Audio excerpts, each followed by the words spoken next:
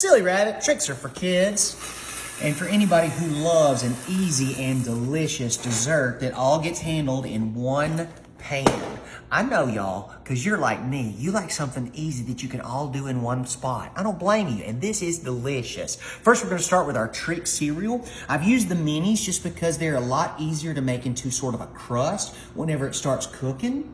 Now from here, we're going to do a fruit filling, and today I'm doing fruit cocktail because I love this stuff. Now it's got a lot of juice in it, so I'm going to have to be kind of careful with that.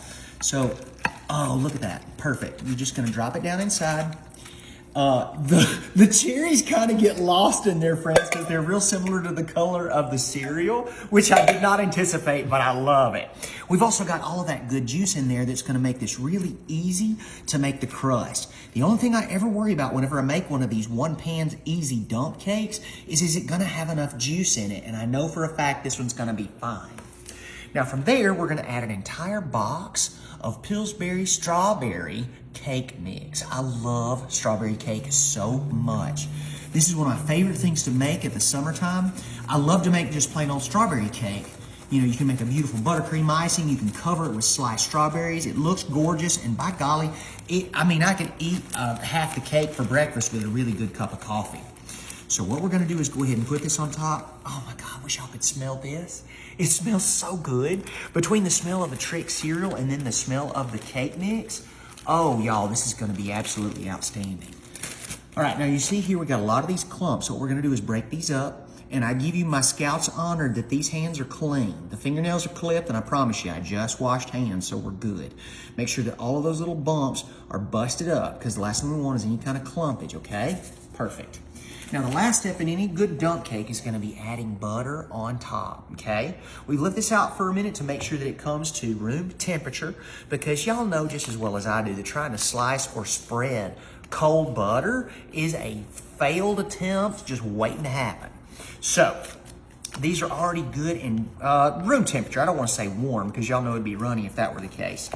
And all I'm going to do is just start cutting these off into little slices. Just these little slices like this and putting them right there on top of the whole cake. Now, James, we don't need to see you cut all this butter, Pat. Yes, I know. I've heard you say that 100 times before, so we're going to do a little story time. How about that instead? Whenever I was a little kid, I was very heavy, okay? I was very chonky. I was what they called husky. If any of y'all remember those jeans, whenever you had to go to the store, usually Kmart, because you had to get them in larger sizes than what most children could wear. So whenever I was a kid, I never got to enjoy really colorful, fun, pretty cereals like this because I was always husky. So now that I'm a grown man and I've got my fitness a little bit more under control, I get to enjoy this and I get to make it into all kind of fun things. Not only do I get to put it in a bowl and have it like on Saturday mornings with cartoons if I so wish, I can also make it into these fantastic desserts that are really easy. Everybody loves them. And they're done in like half an hour, if that much, and that's from start to finish, including baking time. So, what we're gonna do is just go ahead and continue to cover the top of this. Now, I got 2 of these out. It only usually takes about 1.5, but you know, if we decide to go all Paula Deen on it, I ain't scared of that either. One thing you're not gonna see here at the James B Show is gonna be stingy, especially when it comes to dairy. If it's cheese or if it's butter, you can bet your bottom dollar that I am not gonna scrimp on it. We're gonna enjoy it, because that's what life's meant to be. Now, for all my friends out there that are sugar sensitive or diabetic, y'all please know that this is probably not gonna be your favorite dessert, okay? It's got a lot of sugar in it. Between the cake mix and the cereal, this is not gonna be something you're gonna love. But if y'all know of a special trick or hack that you can use to make this more acceptable to those out there that are sugar sensitive or diabetic, I'm always looking to hear about those, okay?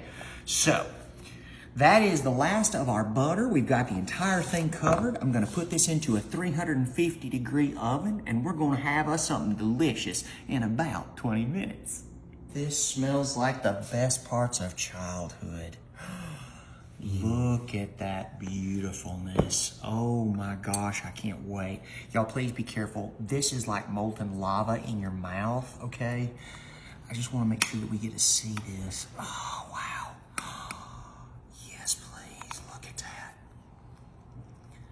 It's like a rainbow cobbler. Ooh, yeah. We've got the fruit cocktail in there. We've got that beautiful strawberry cake. And then you can see the little tricks in there as well. Y'all, I can't eat this. Look at that. Look at the steam. There's just no way. No. God, but I can't wait for it to cool down. Enjoy it.